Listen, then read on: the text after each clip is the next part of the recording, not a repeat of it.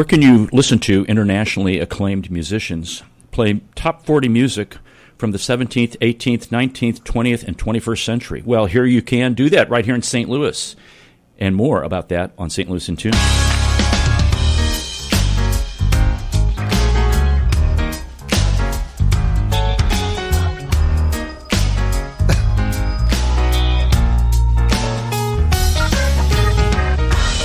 Greetings and welcome to St. Louis in Tune, and thank you for joining us for fresh perspectives on issues and events with experts, community leaders, and everyday people who are driving change and making an impact that shapes our society and world. I'm Arnold Stricker with co-host Mark Langston. Which one of us is the host with the most? Depends upon the most what. Uh-oh, yeah, we probably shouldn't go there. Okay, it's a family show. Okay. What's going on, Mark? Not much. I know this. We're taping this in the summertime. Yes. Well, it's not quite officially the summer yet. No, but it feels like it. My goodness, I know. They said today that the normal high is like 74, and what's it going to be today? It's going to be 89 today. How can you look at your watch and get that? I don't get it's that either. The magnificence of technology. Okay, 89. Yeah, 20 degrees. Hot town, summer in the city. Mm-hmm. Back in my I should have played that, got gritty. that song ready. Yeah, that would have been a good one. Yeah, or played Summertime, Porgy and Bess. Oh, my. That'd been a good one. All right. Our return to civility. Try to pronounce names correctly. Apologize if you mispronounce a name, and make a point of learning how to pronounce it correctly for the future. Mm-hmm. And I know sometimes when people want to goat other people, they will specifically, they will intentionally mispronounce a name. I do that all the time. When you want to goat somebody, you pronounce their name know about incorrectly? that. Yeah, like Michael, my son, his girlfriend is Angela. I call her Angeletta. That's probably a derivative in another language. Could be. Angela. Angeletta. I don't know. I can't call her Angela. I know. And Eliana, I call her Elianta. Do you have a speech impediment? No, I don't. And I check under the hood of my car before I start it after I do that stuff. I never know when they're going to blow my car. Are you smoking too much carbon monoxide or something? Something like that. I know. You're right. One of our guests, when we introduced this morning, I apologized before I even tried to attempt to say I know her you name. did. And when she came in, I wanted to make sure that I was pronouncing it correctly, too. Yes. So it's a bit of a tongue twister. Right. Let's pronounce names correctly as Return to Civility. In studio, we have Nina Ferrigno. She's executive director of Festival and a pianist and founding member of the Boston-based Calyx Piano Trio. She's the director of the important thing that's going to be coming on the Missouri Chamber Festival. Oh. And also Benedetta Orsi. She's going to be featured in the program. She's an Italian mezzo-soprano. And I've got a little bit more details about these folks, because at the start of the show, I said internationally acclaimed musicians. Both these ladies are internationally acclaimed. And they do play top 40 from the 17th, 18th, 19th, 20th, 21st century. Nina is, again, a founding member of the Boston-based Calyx Piano Trio. She's been featured soloist with ensembles like the St. Louis Symphony Orchestra, Boston Pops, Boston Modern Orchestra Project, the Chicago Symphony, and her festival appearances include Tanglewood, Carolina Chamber Music Festival, and the Missouri Chamber Music Festival. She graduated from the New England Conservatory of Music, and she is on the teaching faculty of Washington University and Webster University here in St. Louis. And then Italian mezzo-soprano Benedetta Orsi, who you can hear in the background, is now a resident in the United States and lives here in St. Louis. She's been praised as having the, quote, perfect voice for bel canto, unquote. She received the Paul Harris Fellow Award in Rome as one of the 14th most influential Italian excellences and the only woman to spread the Italian culture and art abroad. I'm going to ask her more about that, define that. She has a recording artist also, Mark. Right. Latest album, In Canto, a collection of Italian arias and art songs produced for the international Swiss label BAM Music. I'm just going to call it BAM Music. Been nominated at the Grammy Recording Academy and the Global Music Awards as Best Album, Best New Release, and Best Female Artist. Bachelor's and master's degree in voice and music. She's appeared at Carnegie Hall throughout Italy, Austria, England, France, United States, and Spain. I bet her passport is stacked with stamps. And she's the first prize winner of the Barry Alexander International Voice Competition. More and more, both these ladies just have an incredible pedigree. And Nina's been with us 3 times before. Welcome back, Nina. Thanks. Thanks for having me, Arnold. And Benedetta, how do you say welcome in Italian? Benvenuta. Benvenuta. Yes, Thank benvenuta. you so much for having me. It's great to have you here. My gosh, I need to get my questions here in order. Aren't there a lot of them? You've got to have. Should we make it clear, though, that Nina is not related to... Oh, gosh. She probably hears that all I know. She's already rolling her eyes at me. Going on again. Not related. Lou Ferrigno? Is that who it was? I don't even remember the guy. Ferrigno. Okay. No relation. No, not that I know of, although it's a Sicilian name. And I think probably if we traced our family trees back to Tusa, that we probably have some people in common. So we have an Italian, what we would call immigrant. Correct. Okay. And we have someone with Italian heritage. Okay, very good. What more could you ask And for I the Missouri Chamber apologize. Music Festival, which starts its 14th season? Wow. Game Changers. And what did these Game Changers do, and who were they? I know you have this music of our surroundings. Talk about that, Nina. Thanks. Yes, in coming up with the programs for this 14th season of Missouri Chamber Music Festival, I was really inspired by musical works that had a profound emotional impact and that I felt was really relevant to what people are experiencing today. And also those pieces that changed everything and sometimes accidentally, like in the case of Robert Schumann and his piano quintet. He was the first one to think, I'm going to take a piano and stick it with this incredible ensemble of 4 string players. And it just became the ensemble of the Romantic era of chamber music. So the quintet is just an innovative compositional form now in that way. And also I was thinking of Arnold Schoenberg and his really trying to push the where composition was going. And we've gotten into the late Romantics. All harmony was getting more and more chromatic or closer together, and he just started to push against that. So going with what we call atonality, like not really being in a key. And for him, then that went into this very modernist German expressionism. And so that's what I was thinking about that. And with the music of our surroundings, we have this world premiere of a piece written for piano trio and apartment by the French composer Florent Gis. And that piece is called Huis Clos.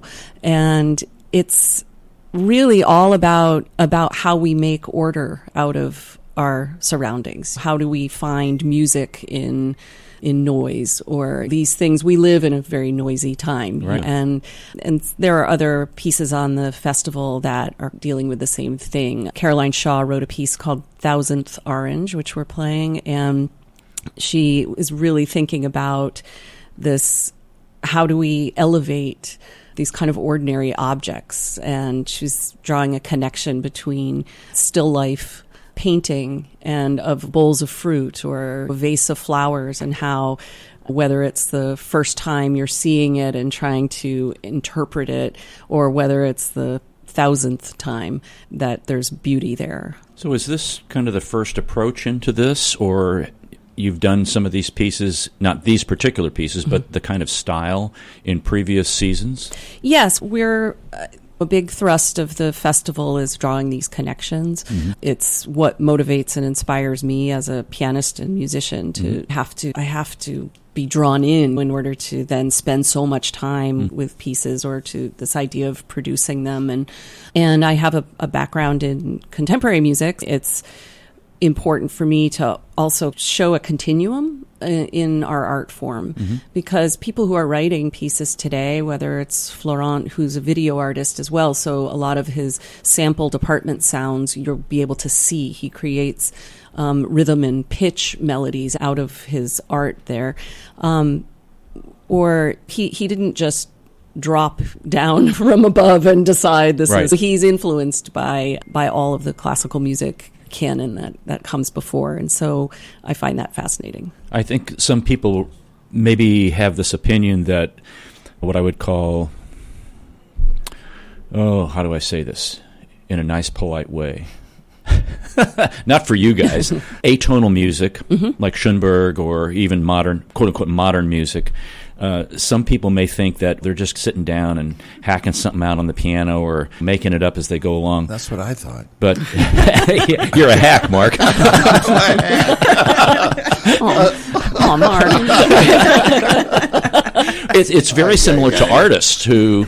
You think of Jackson Pollock, and he's just throwing paint on the canvas. But Jackson Pollock could paint something that looked like it was painted back in the Renaissance if he wanted to. And these composers can probably do the same thing. You learn the rules. I learned this. You got to learn the rules before you break them. And you need to know and have a good understanding before you can move on and just do your own thing. And I want people who are listening and who go to the concerts to know that they're just not sitting down and, I sampled my faucet dripping over here, and then the toilet flushing, and then the radiator rattling, and they're just making stuff up as they go along. Have you seen the piece? Am I close? Wow, okay. Well, You got a sneak preview somehow. I snuck into one of the rehearsals. So I want to give folks a little bit. Thursday, June the 6th, and we're going to come back to this, June the 10th, June the 13th, June the 19th, June the 21st, and you can get tickets at Eventbrite, but we'll come back to that. Benedetta, how did you get your start? I know you've done a lot of sacred music, you've done some recitals, and then you sprung into opera. And Mark, believe it or not, she sang at Fashion Week in New York City. Whoa. This is unbelievable. And they're right here on our show. Yeah. I know. This is amazing. We're honored. Oh, yeah. You're welcome. Totally You're honored. very welcome. Thank you, Nina. Yeah. Pleasure is all mine. How'd you get your start singing? Because it was actually rather late, wasn't it? I started singing in my own country when I started studying opera and classical music when I was 18 years old.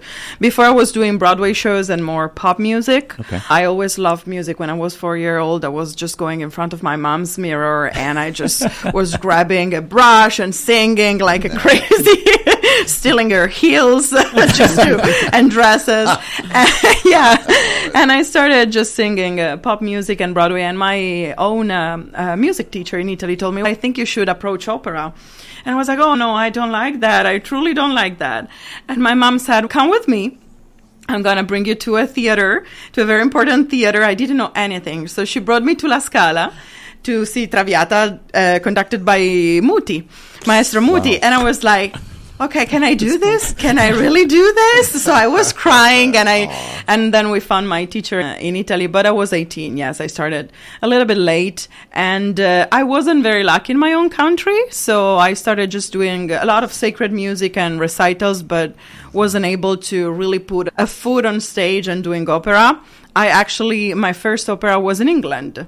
Wow. Yeah, I was in Manchester and London, and Boleyn by Donizetti, so something also that it wasn't so usual to hear. And then a manager heard me during a concert in Italy, and he's an American manager, and he told me, why don't you come to the States to do some master classes with the Marilyn horn pianist, Fred Karama? And I said, I'm going to ask my parents. And they have always been super supportive. So I approached the States that I was 22 years old, and then I stayed. Wow. You were in New York City for 5 or 6 years? I was in New York City for 9 years. 9 years. Yeah, and then I moved to St. Louis in 2017. And you've done many performances at Opera Theater St. Louis. Matter of fact, you were Winter Opera. Yeah, you were the adjunct voice professor at University of Missouri St. Louis Yes. for a while. Wow. You were the chorus master of Winter Opera St. Louis. You're the president and I can't read my writing. That's pretty bad. Of the St. Louis Women's Chorale. Of the St. Louis Women's Chorale, the lead mezzo-soprano. Yes. Yes. Wow, you just fell into it. Yeah, and you're young, too. I don't want to ask how old I'm you are. 41. I don't mind saying it. I know. We won't tell you how old we are. No. But when I listened to we had the song on before we started. You have such a mature voice for what you do. Yes. It's years beyond your age. Yes. The way that you present the material. It's amazing to me. Thank you. How well Thank you yes. so much. Is it natural? Is it something that's you feel it's natural, or have you really worked on? So many years ago, I had to work on that because I was more focusing on actually what my voice was doing, and it was difficult to let the emotion come out. Then love happened. And when you grow up and become a woman and you experiment what really love is, automatically you change also the way to approach music. And that was a huge change for me. I started really not focusing anymore on my voice, but what actually music was giving me. And I was trying then to express it and to pass it to the audience. It's a different way of singing, a more natural and beautiful one, definitely. I agree. And easier also. The interpretation is wonderful. Thank you. Yeah, Thank you so really. much. I just jumped out at me when I first heard you. I thought, this Great is point. not coming out of that young lady. I truly appreciate it. Thank you. Yeah. And so people who think she just gets up in the morning and sings, or Nina gets up in the morning and just rambles on the piano like crazy. Yeah. There are challenges in the business, and you had a situation where you got some kind of less than favorable audition feedback, and that kind of stuff can play with your mind. How did you deal with that? So it was difficult. It was back in my own country. It was one of my first big auditions. And of course, I will not say the name, but this very famous soprano told me that it was better if I would go back home and just marry, have kids, and be a housewife. So I took 3 months of a break from singing. I was like, okay, she's a huge name. If she says this, I'm done. Okay, maybe I'm not good for this. And those were the 3 worst months of my entire life. Oh, wow. I cannot exist without life. Without music, sorry. And so I had to get back, and I was like, this is just one opinion. I'm going to go on. I'm going to study. I'm going to practice more, and I'm going to try to make it. And many years after, I did a concert back in my own country, and she was in the audience. And she came to me, and she congratulated for the performance and everything. And I was like, I guess you don't remember about me. And she was like, no, did we met before? I was like, oh, yes, in my very first audition. And you told me to go back home and do the housewife. She was like, oh, really? Yes. And I was like, I'm so glad I didn't follow your Yeah, good for you. Good for you.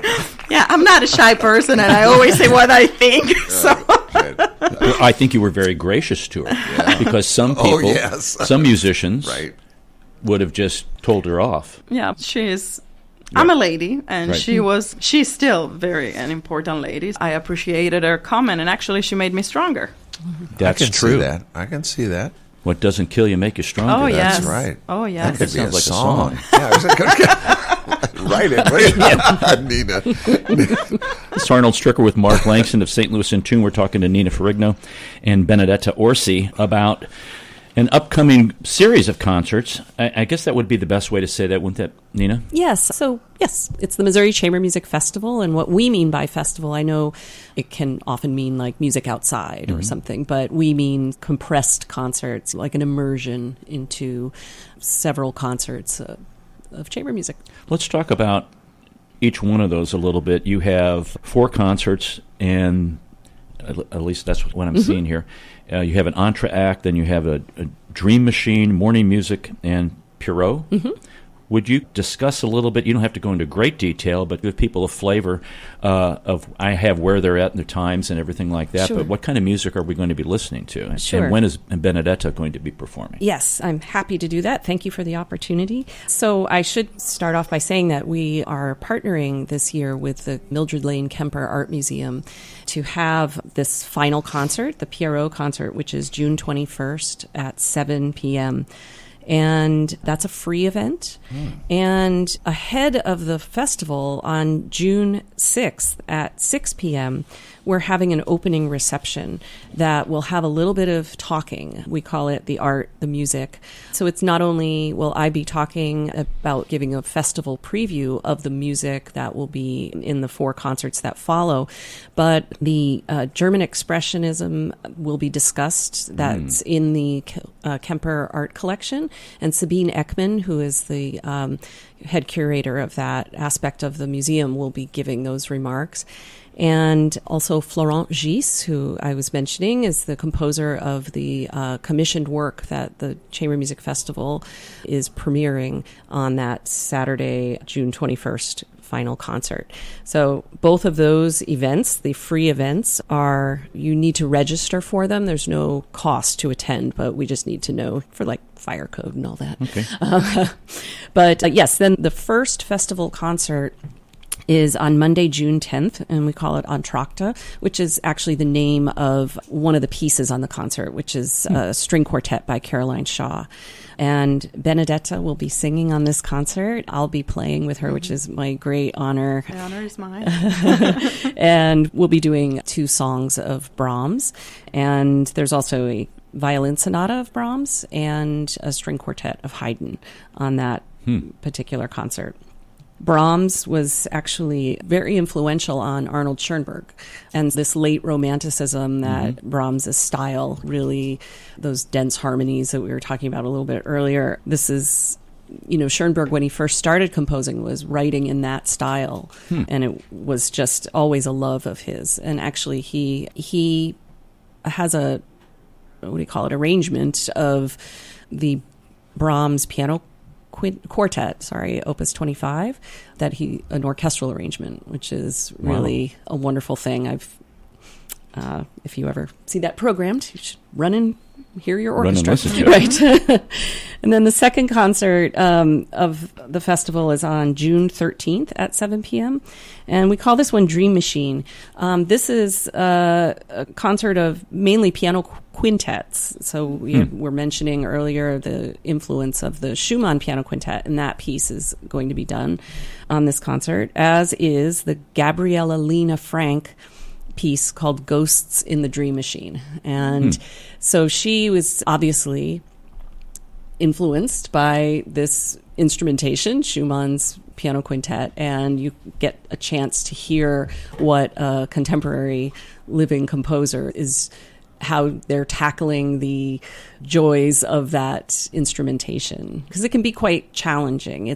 You have moments where it's almost an us versus them situation, because the piano, it's almost like orchestral, like a concerto experience, having the strings accompanying the piano. But then there are all those wonderful moments of pairings and conversation that can happen between all the instrumentalists. Then our third concert is on June 19th. It's Juneteenth, and it's a morning concert. This is something that we've always done, and it's a shorter concert and quite just a great way to go have lunch afterwards is by hearing some music. That particular concert will feature solo piano work of Arnold Schoenberg, trio for piano trio and electronics by Missy Mazzoli, and The Owl and the Pussycat, which is a song of Stravinsky, and a Beethoven string trio. That's a really varied program. It is. It's showing, again, I won't nerd out here, but a lot of cross... No, that's not nerding out at all. A lot of cross connections. Stravinsky, this was Stravinsky's last song that has actually his last completed work, I believe. And he's writing this song on the Edward Lear poem Owl and the Pussycat, but he's writing in a 12-tone row, which is, of course, what Schoenberg ended up innovating. And so there's those kinds of connections. Now, hang on. We're going to come back. We'll get that last concert, talk a little bit more about that. This is Arnold Stricker with Mark Langston of St. Louis in Tune. We will be right back.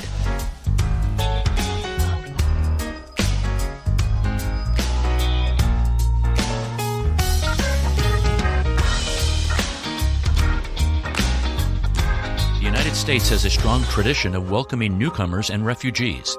The Welcome Corps is a new service opportunity for Americans inspired to welcome those seeking freedom and safety, and in turn help strengthen their own communities.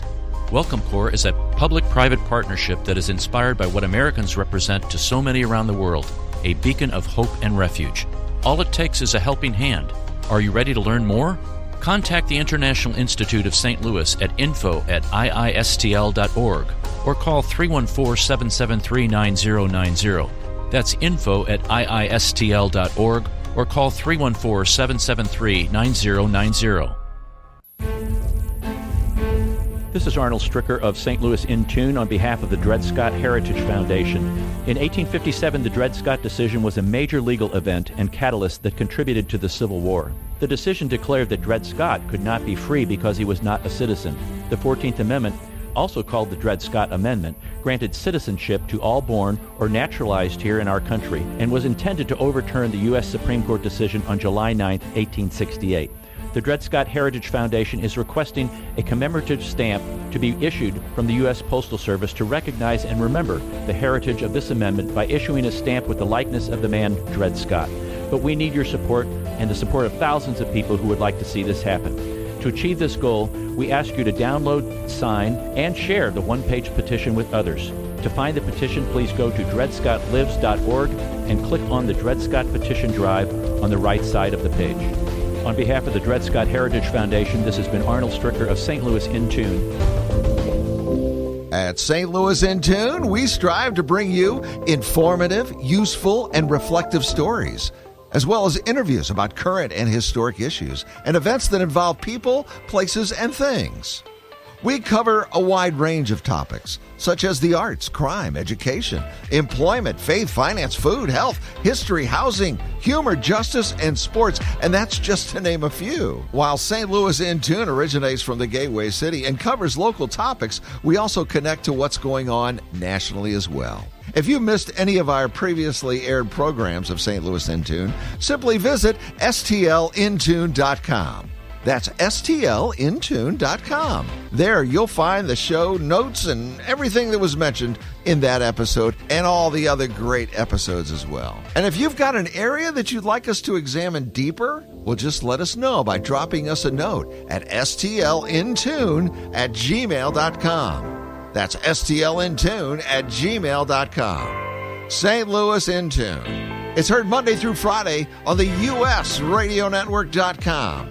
and many great radio stations around the U.S. and, of course, right here in St. Louis. Our website again is stlintune.com. Visit us today. That's stlintune.com.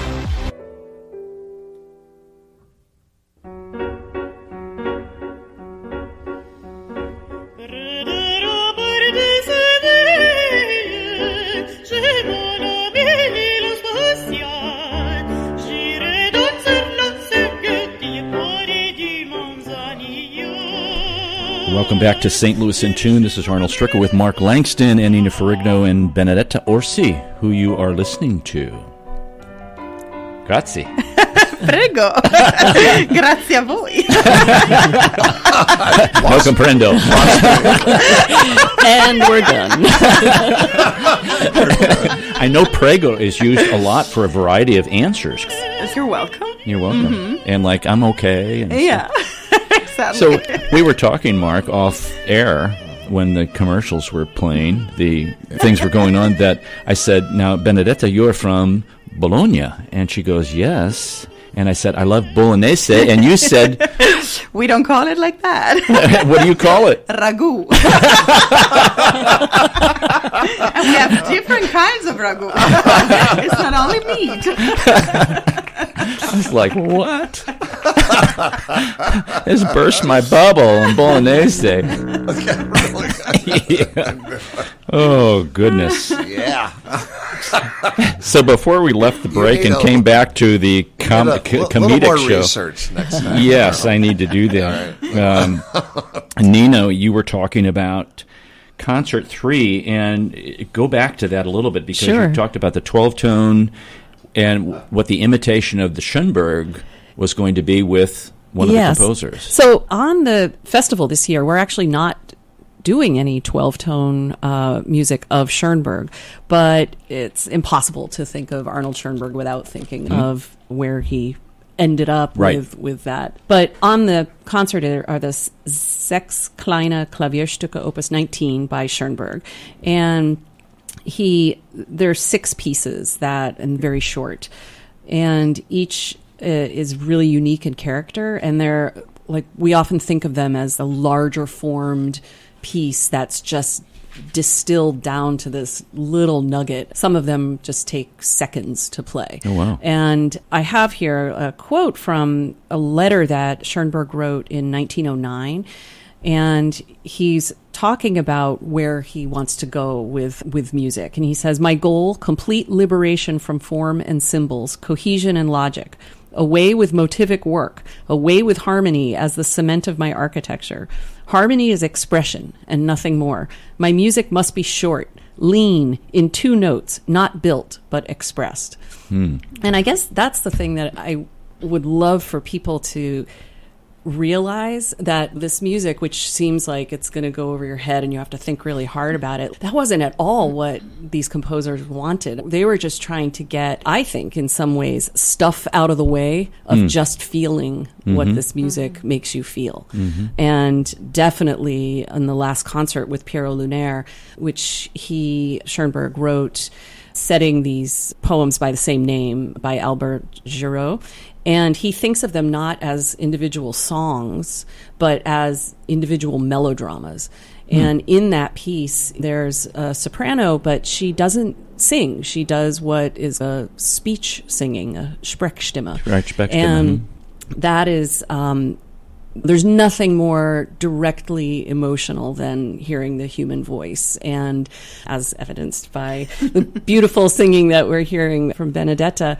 And I think that this is even more bone-chilling in a way, like it's even more direct because you're just getting these shapes in the voice. You're not getting specific pitches going to specific other pitches. So that's... And then with us back to that third concert with the Stravinsky, he's really experimenting with interpreting the Edward Lear poem. So for Stravinsky, the origins of the piece have to do with the rhythmic owl and the pussycat, like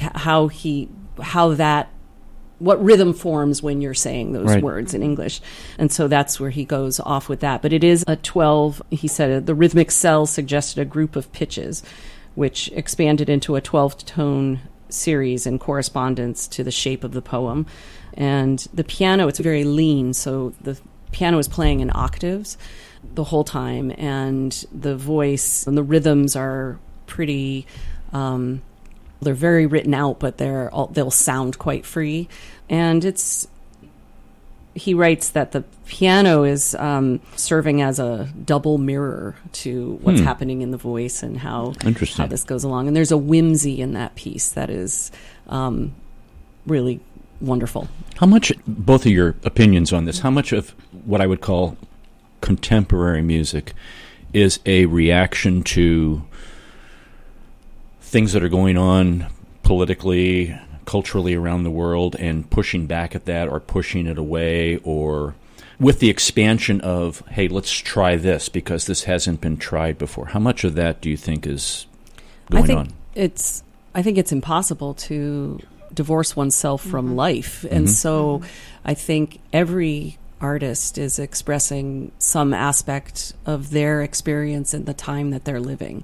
So I would say, I can't say that Beethoven was 90% politics and 10% dad songs or something, but I just think that's probably a truism. Yeah, definitely. Also, as a singer, the way you interpret a piece, it reflects something that you feel from the words, the lyric, and the music. So you really put your life into a piece, depending in which moment you're living.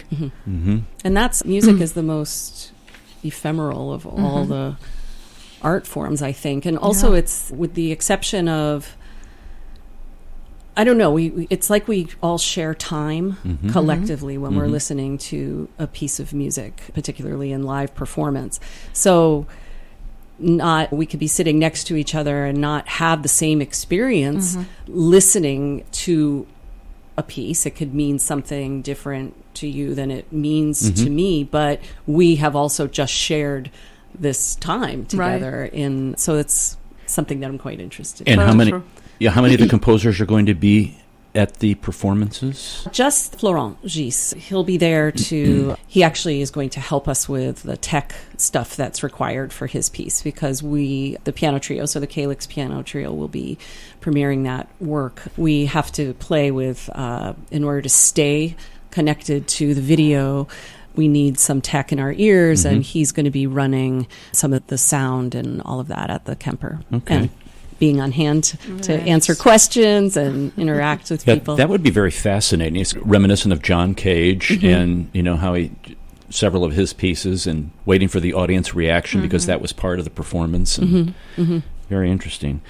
Folks, if you have not been to any of the Missouri Chamber Music Festival concerts, you really need to go. And I want to read about their mission: educate, cultivate, promote, foster, sponsor, and develop and encourage understanding of and the public interest in classical chamber music. And I use the word classical in there in a sense that it's a chamber music style, and it's chamber music small group, small performances, and they do bring in internationally recognized music. These are not people that are just off the street. These are folks who can make the hair stand up on the back of your neck because of their technique and because of their love for what they do. And I want to go back again to the concerts, and the tickets are on sale now. You can go to mochambermusic.org. That's mochambermusic.org. And you can get a festival pass. Yes. So festival passes give you access to all concerts for a low price. And so they're still on sale. You can even purchase them at the first concert for the remaining concerts of the series. If you are a festival pass holder and or a Kemper Museum membership holder, and come to that opening reception, that also gives you a perk, gives you a free drink. There you go. And I think it's 2 free drinks, right? Yes. Is it? Wow. Maybe it is. I read that. But I was like, okay. Yeah. And someone will be on hand to sell you festival passes at that opening reception and also help you with your Kemper membership, which I also highly recommend. It's a wonderful collection. Yeah, the places, again, the Mildred Lane Kemper Art Museum, that's for the June 6th. The First Congregational Church of Webster Groves, June 10th. The First Congregational Church of Webster Groves, June 13th. And the Des Lee Concert Hall for June 19th. And then back to the Kemper Art Museum, June 21st. Where is the Kemper Art Museum? Where is that located? It is located on Skinker, it's on the corner of the Washington University campus, their Forsyth campus. And it's the museum that exists like on the intersection of Forsyth and Skinker. Okay. Yeah. Oh, yeah. Now I know. Yeah. The 14th year. When you started this, did you think, wow? It's so interesting. Yeah, I don't know what I thought when we started it, but I'm so proud of where we are, and yes, you should be, and just being able to weather the storm that was the pandemic and exist and come out with just renewed creative energy, which I feel all the way through the organization. So that certainly helps me program and want to just keep going, and it's very exciting. Next year is our 15th anniversary. We've already got excellent things planned, and if I might be able to say that we've gotten a very exciting donor who is double matching all of our fundraising for next year. And so it really means it's a unique opportunity to help our organization take the next step to the next level.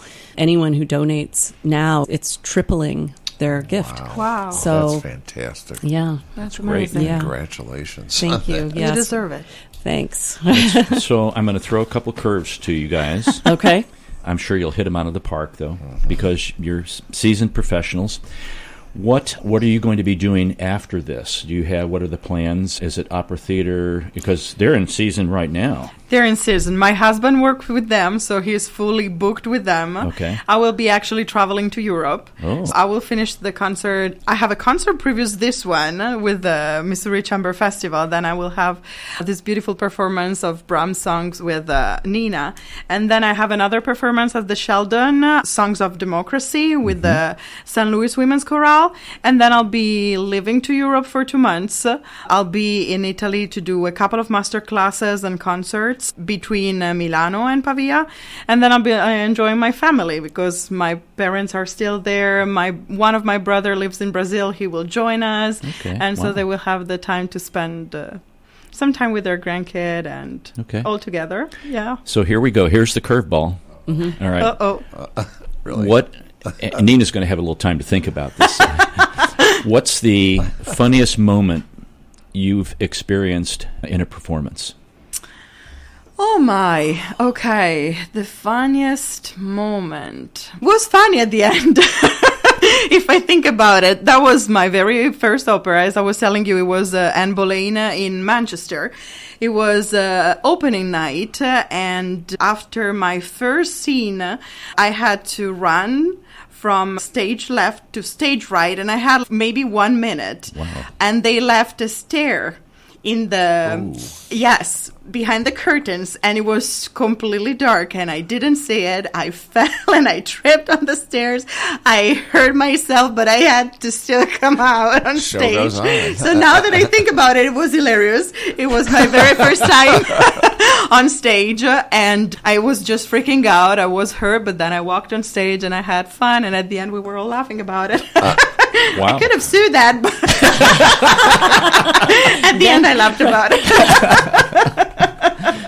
Nina. I did have some time to think. I was doing a performance of the Bartók Sonata for 2 pianos and percussion. It was in Boston.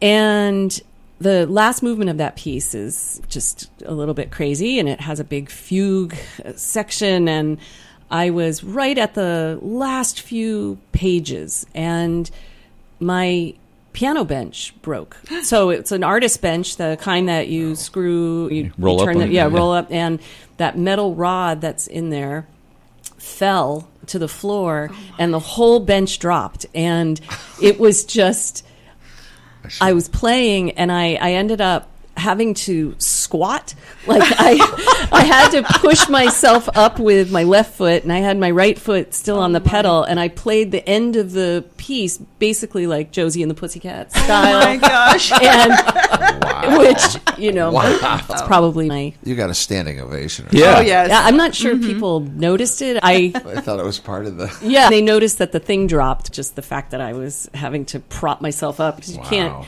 I was underneath. Wow. Oh, This is wow. crazy. At that point, yes. That would be a fun book, Challenging. talking to Yes. musicians. yeah. What's your funniest moment? Yes, more than a book, a collection. I've had performances. There was one, I won't say it was locally, but it was a very complicated piece for 2 ensembles, and it was being conducted, and the space that we did the concert in was a very big challenge. And honestly, it was super intricately woven together piece, and no one could hear each other. So in this space, it was just everything sounded like a blur. And one by one, this is my memory of what happened during the performance, but one by one, everyone dropped out because nobody knew where we were. Right. And I also did not know where I was, but I said to myself, I'm not stopping. I don't care. I'm not stopping. Good. Like, I'm Amazing. just Good. playing. Good for I just you. played stuff. And then I do think we got on at some point, but Letter G. yeah. That's really critical for chamber music is visually seeing your fellow performers and being able to hear. Those are the critical factors when Yes. you're playing a small ensemble. Wow. It's true. My gosh. Wow. That's crazy. The Missouri Chamber Music Festival. Can I ask Benedetta something? real Absolutely, quick? Mark. I understood when she came in, she was talking about singing the national anthem for the St. Louis City SC. Yes. And that didn't happen. Yeah. Why didn't that happen? I had another commitment, so I was reached out actually from the Italian community that they were in contact with them to do that. And they asked me, and unfortunately I was already booked on that date, so it didn't happen. So how do we get her back so that she can sing I would love to St. Louis go City there. SC. Yeah. As you listen to this, you need to know that Benedetta is ready to sing She's ready the to come national back. anthem Yeah. Absolutely. for one of the home games here. She'll work her schedule around you. Absolutely, I yes. know. And I love soccer. I'm Italian. My kid is 4 years old and is playing soccer, so... Yeah. Here's some trivia: is Okay. that there is also a Benedetta Orsi who Absolutely. is a footballer in Italy. You are absolutely Really? right. Yes. Stop this. Wow.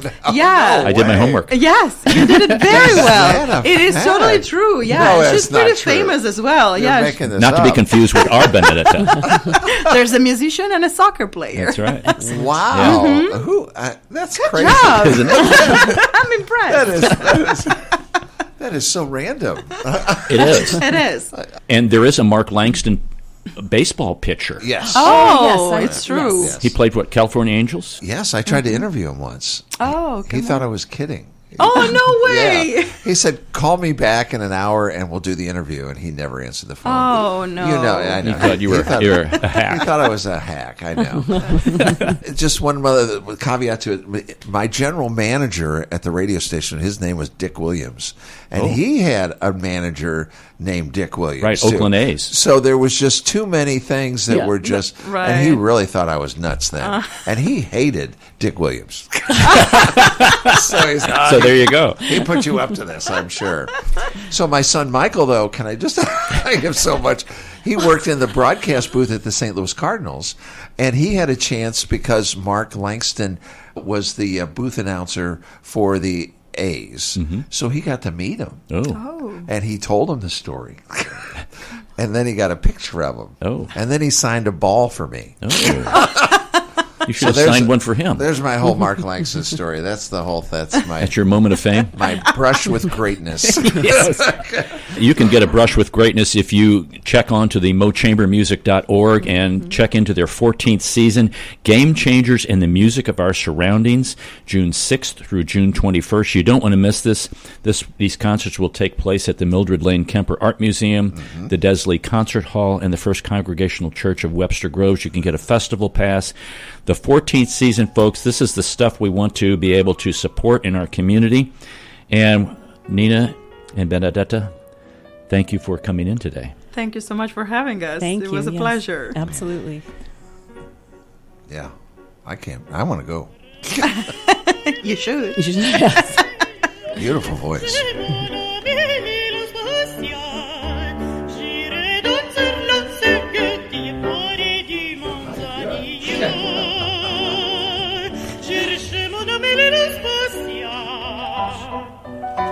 You want to do jokes?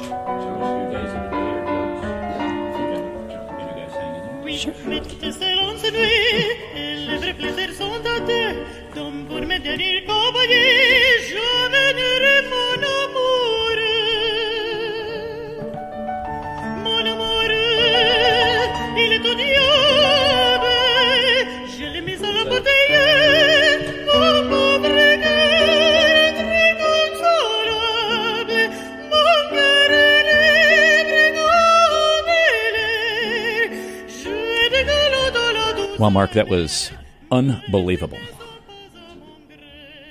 That's a good way to put it. Unbelievable. Yeah.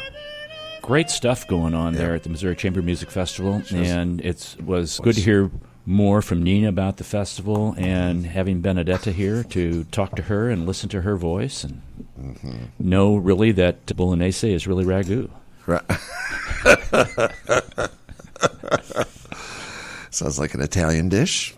Yes. So is this the day of ragu? Because I know No. Mark always introduced these. I call it the day of the days. Today is the day of. There's a couple of weird ones today. Today is weird. I don't know. It's a really strange day. So it's the end of the world day. What? Reminds us of how fake apocalypsis warning, I can't even say the word, distresses people around the world. So it's like how people say it's the end of the world. So it's just, no. I need a patch for that day. Eat More Fruits and Vegetables Day. That's every day. There's a good one for That's you. every day. Is it? Yeah, it should be. International Tea Day? Like TEA or TEE? like golf tea or? No, TEA. Oh, TEA. International Tea Day. And we're Okay. drinking iced coffee this morning. That's correct. National Memo Day. Did you get the memo? I did not.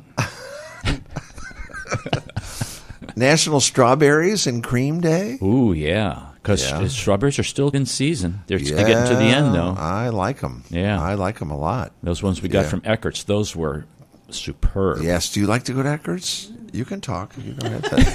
You don't have to be like, I know. I do. I just went with my son.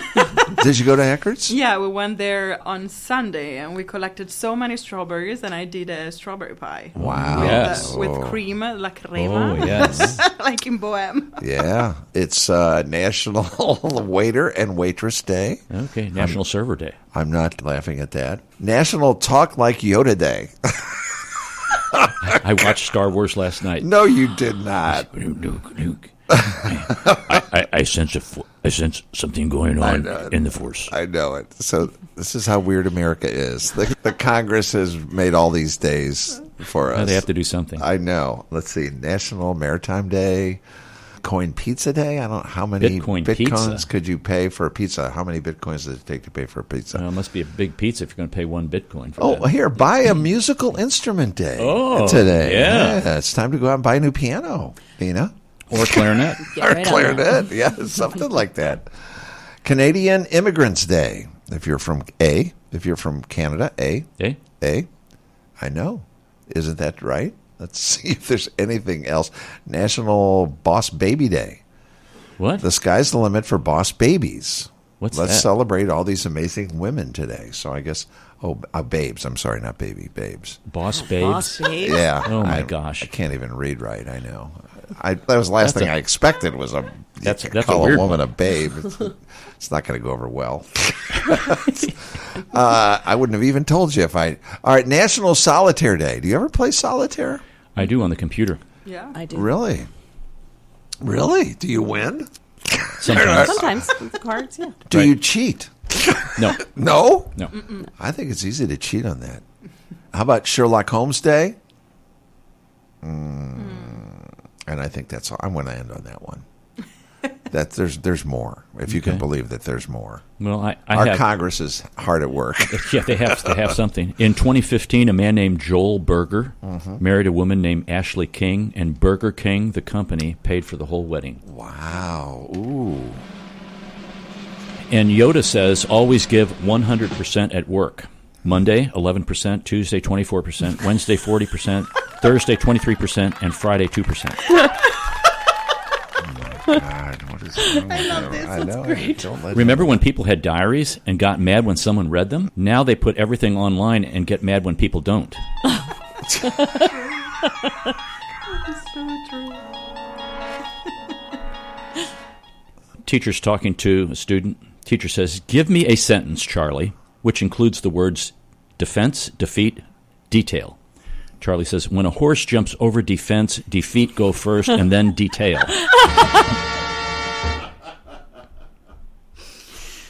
Cut it out. Goodness gracious. Please stop. All right, here's stop another him. one. Somebody stop him.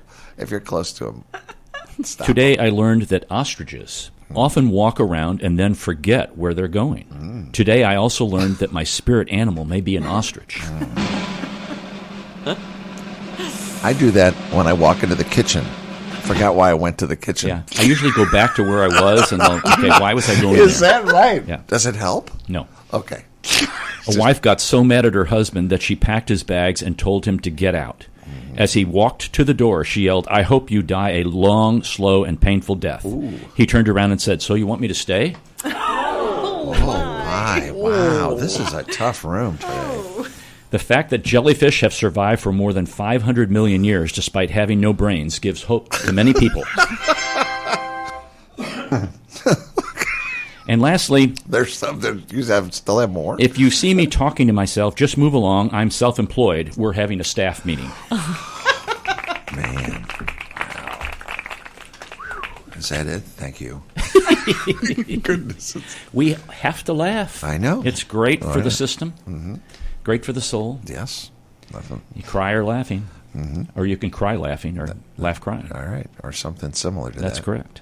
That's all for this hour. We thank you for listening. If you've enjoyed this episode, you can listen to additional shows at stlintune.com. Consider leaving a review on Apple Podcasts, Podchaser, or your preferred podcast platform. Your feedback helps us reach more listeners and continue to grow. Thanks to Bob Berthasell for our theme music and co-host Mark Langston. And we thank you for being a part of our community of curious minds. St. Louis in Tune is a production of Motif Media Group and the U.S. Radio Network. Remember to keep seeking, keep learning. Walk worthy and let your light shine. For St. Louis in Tune, I'm Arnold Stricker.